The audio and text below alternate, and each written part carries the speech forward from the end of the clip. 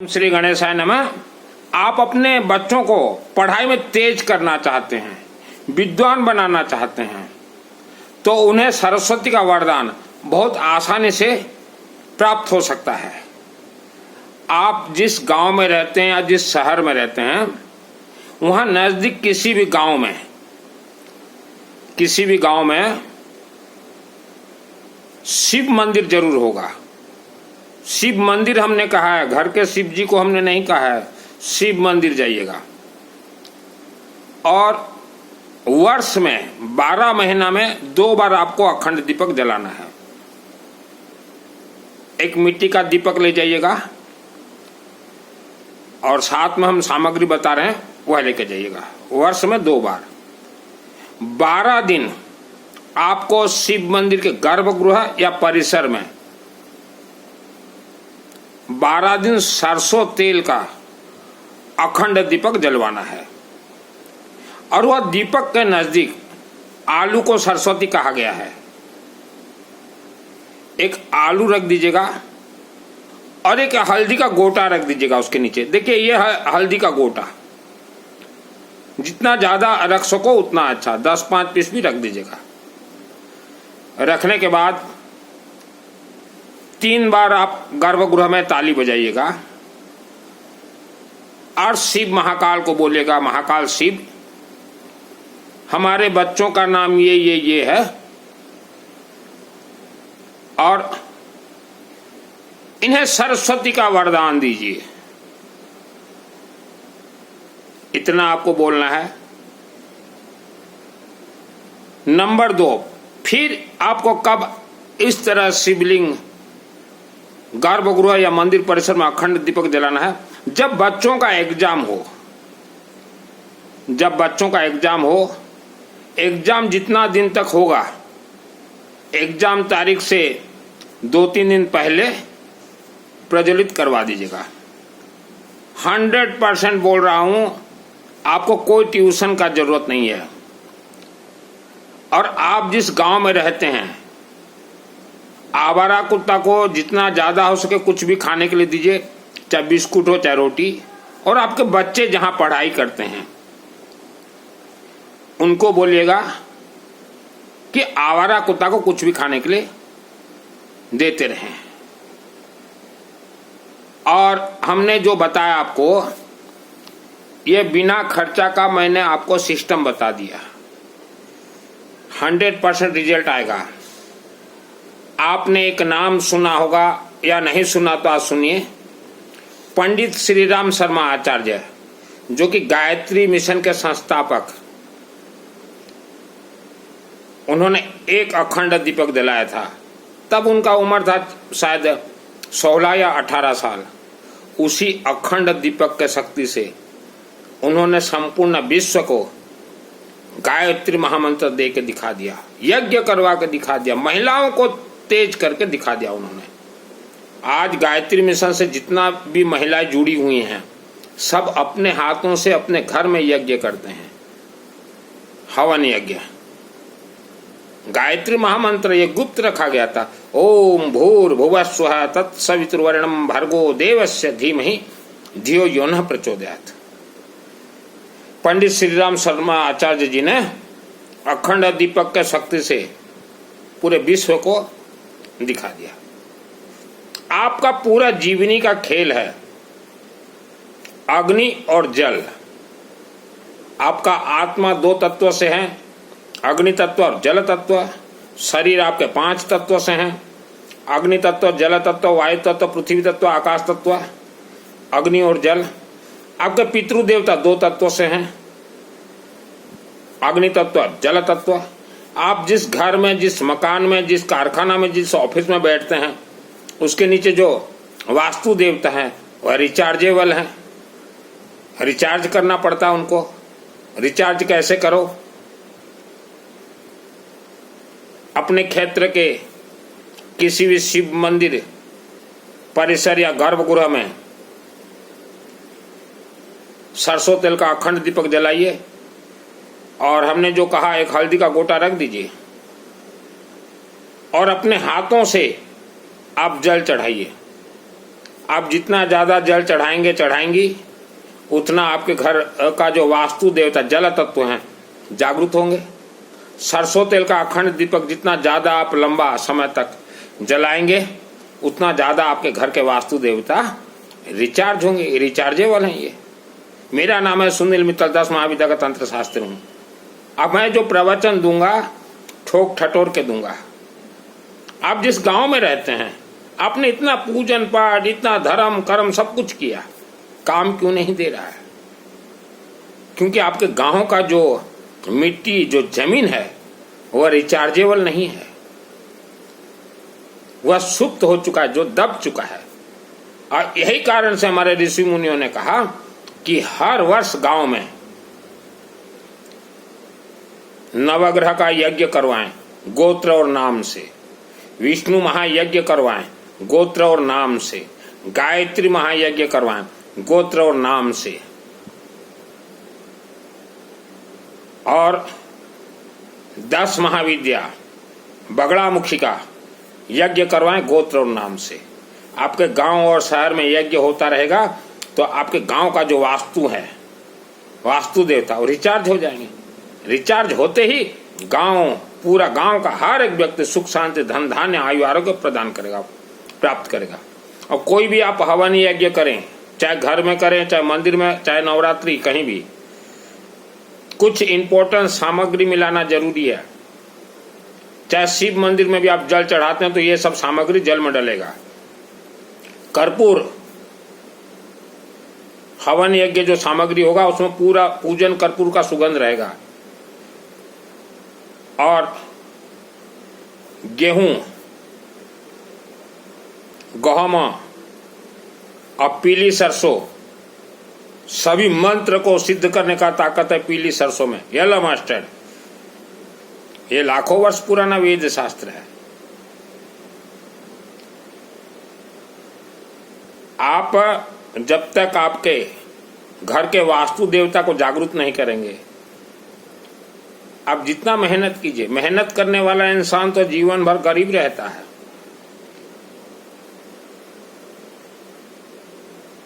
मैं जिस गांव में पैदा हुआ, हमारा एक जमीन था, बिक नहीं रहा था। बहुतों को हमने कहा खरीद लो, बिक नहीं रहा था। भाई लोग तो बोले ये जमीन हमारा किसी काम का नहीं है।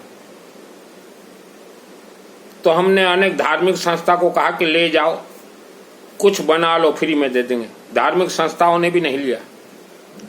तो मैंने अपने जमीन के जो वास्तु देवता हैं उसको हमने रिचार्जेबल कर दिया, वास्तु देवता को रिचार्ज कर दिया।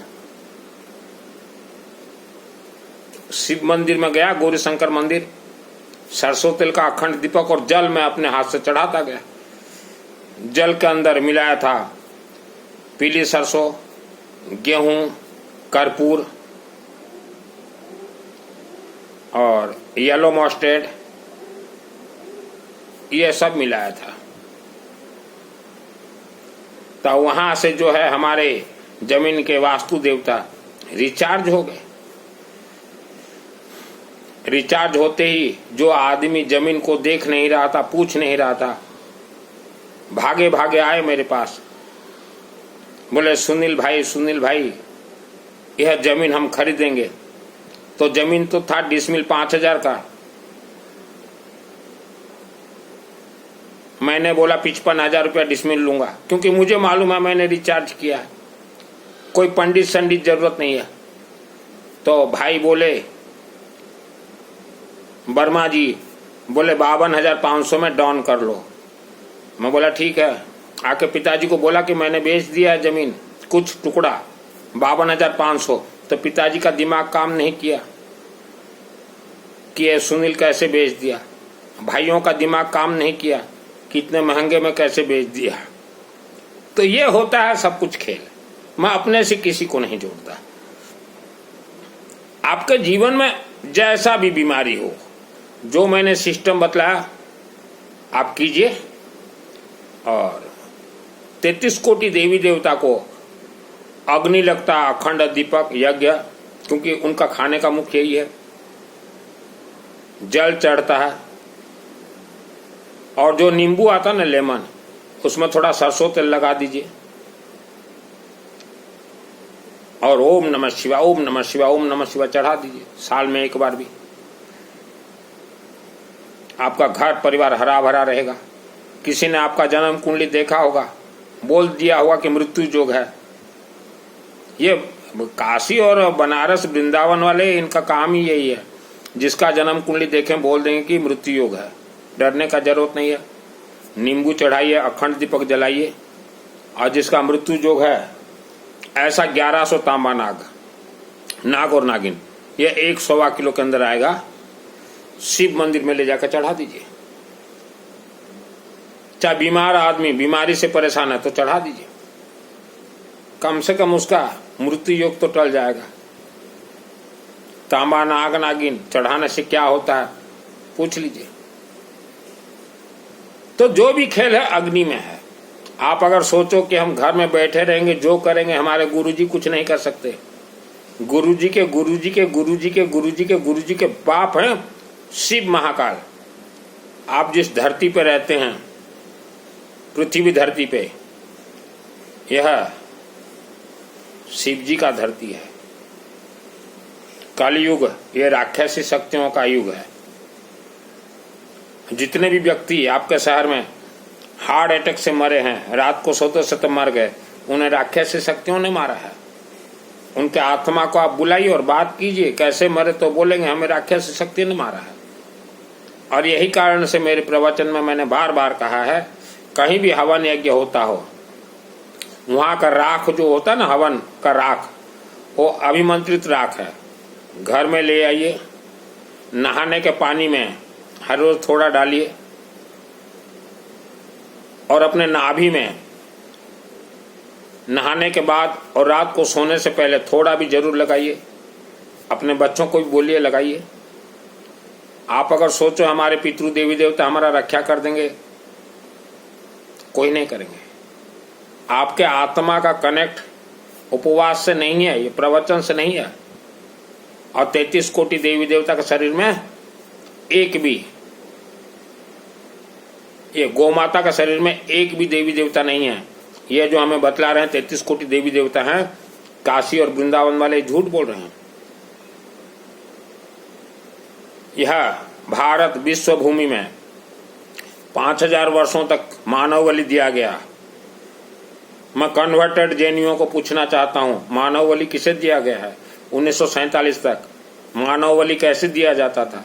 मानव बलि का अर्थ किसी इंसान को खींच के लाके बलि देना ऐसा नहीं है। राक्षसी शक्तियों को 1947 तक मानव बलि दिया गया। वह राक्षसी शक्ति खुद एक इंसान को खींच के लाते थे, उसका आत्मा को खींच लेते थे, उसी को कहा जाता है मानव बलि। कन्वर्टेड जैन भाई आप बतलाइए, मानव बलि खाने वाले राक्षसी शक्ति कौन है? और 10,000 गांव में मानव बलि प्रथा था 1947 तक। काशी के विद्वान, वृंदावन और लाडनू के आचार्य बतलाइए। मैंने तो एक राक्षसी शक्ति को मेरे हाथ से मारा है और यही कारण इनका सत्यता जानता हूं। मेरे गुरु जी हैं रुद्र काशी विश्वनाथ देवा। शिव जी के शक्ति से, गौरीशंकर मंदिर बाबा शिव जी के शक्ति से, अम्बा देवी माँ के शक्ति से मैंने एक राक्षसी शक्ति को मारा है। क्योंकि वह राक्षसी शक्ति मुझे खाना चाहता था खींच के। मैं तो बच गया क्योंकि देवी देवता के चरण शरण में था। और कुछ दिन बचने के बाद, कुछ दिन के बाद फिर मैंने उसी राक्षसी शक्ति को खींच के मैंने मार दिया। तो कहीं भी हवन यज्ञ होता हो, पंडितों को बोलिए पीली सरसों जरूर मिलाएं। और जितने भी कारखाना वाले हैं, बड़े बड़े मिलर हैं या बड़े बड़े व्यापारी, आप अपने कारखानाओं में वर्ष में एक बार नवग्रह का जरूर हवन करवाएं। वास्तु देवता जागरूक हो जाएंगे। आप अगर सोचो कि हम घर में सोए रहेंगे, व्यापार अपने आप चलेगा, चलने वाला नहीं है। किसी भी दिन आपके कारखाना के जमीन के नीचे का वास्तु देवता रिचार्जेबल बैटरी लो हो गया, उसी दिन आपका बंटाधार। तो बंटाधार होने से पहले ही संभल जाएं। भगवान ने किस्मत में कुछ नहीं लिखा है। आप जब माँ के गर्भ में थे, शिवालय से आया हुआ है प्राण और जाएगा भी शिवालय के थ्रू। तो ज्यादा घर के शिवालय में न उलझें। और टूरिस्ट बन के तीर्थ न जाएं, भक्त बने। अपने क्षेत्र के शिवालय को सिद्ध कर लीजिए अग्नि के माध्यम से। 25 वर्षों से मैं तो सन्यासी बाबा आदमी हूं। हमारे भाइयों के लिए अखंड दीपक जल रहे हैं सरसों तेल के, और भी कई परिवार के अखंड दीपक मेरे माध्यम से जल रहे हैं। एक मुंबई के परिवार हैं, एक दिल्ली के परिवार हैं, एक कोरापुट के परिवार हैं। अनेक परिवार के नाम से अखंड दीपक जल रहे हैं। पितृदेवता पितृपक्ष आज से चल रहा है। आप अपने हाथ में काला तिल, कौड़ा राशि और जो अवधान जो कलश के नीचे रखता ना, जो दोनों हाथ में लीजिए और शिव मंदिर जाइए और वहां 3 बार ऐसे पहले हाथ में पकड़ लीजिएगा और स्वधा स्वधा स्वधा 3 बार बोलिएगा और शिवलिंग के जो जलाधार या अशोक सुंदरी पे छोड़ दीजिएगा। अपना पितरों का स्मरण करके बोल दीजिएगा शिव जी को कि हमारे ये पितर हैं, उनके निमित्त हमने पितृपक्ष में भोजन दिया, उन्हें तुरंत मिलेगा। इसके अलावा आप कुछ भी देना चाहते हैं पितृदेवता को तो शिवलिंग में दीजिए। आपके पितृदेवता शिवलिंग में इंतजार कर रहे हैं कि हमारे भी कोई कुल वंशज का आएगा और हमें थोड़ा काला तिल और जो जल चढ़ा कर जाएगा, तभी वो तृप्त होंगे।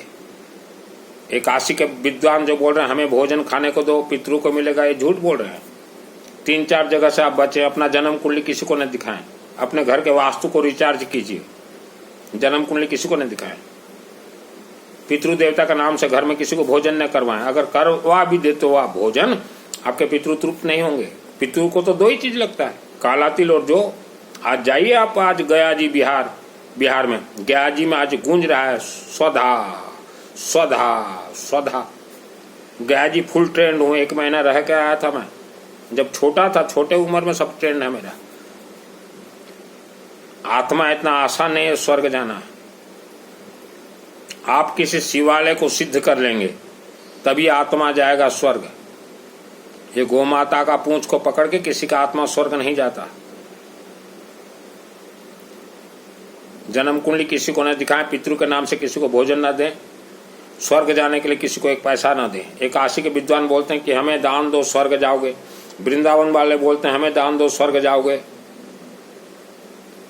ये इनके अंदर ताकत है किसी के आत्मा को स्वर्ग भेज दें?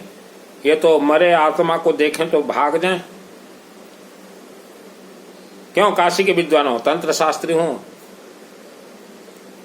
लंद फंद प्रवचन नहीं देता। जो इंसान का काम आए। दुख भोग रहा है आज इंसान।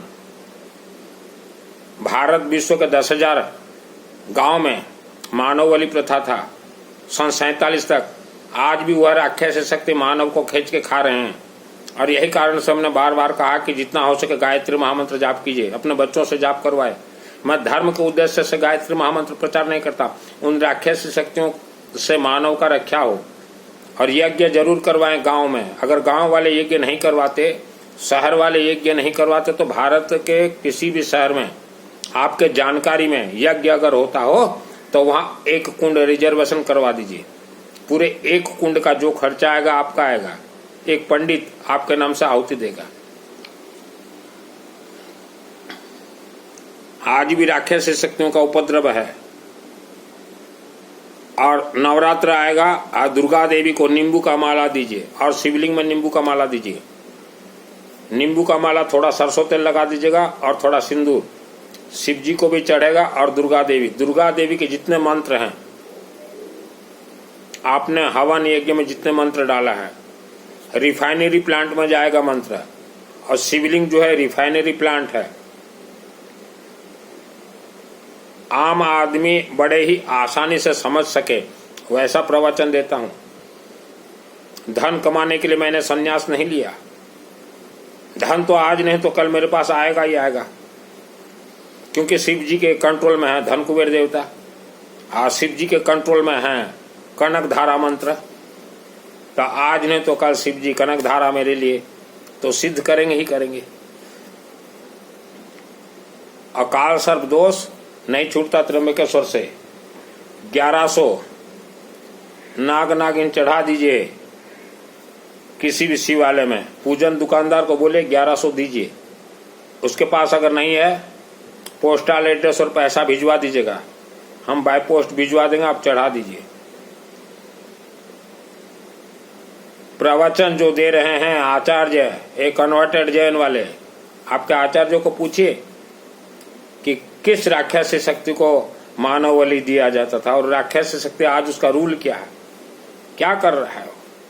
बोल नहीं पाएंगे, सीटी बीटी गोल हो जाएगा उनका। स्मशान घाट में चंडी पाठ किया ये बालक बचपन में, और हम जानते हैं स्मशान घाट से शरीर को घाट में जला दिया जाता, वहां से आत्मा शिवालय शिवलिंग तक भी नहीं पहुंच सकता।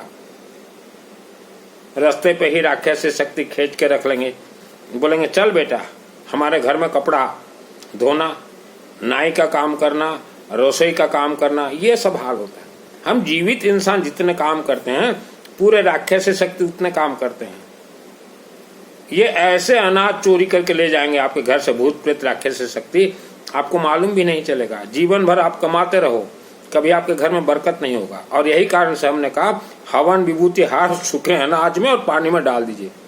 मेरे गुरु जी हैं रुद्र प्रकाश विश्वनाथ देवा, यह वीडियो को 3 लोगों तक जरूर जरूर जरूर भेजें।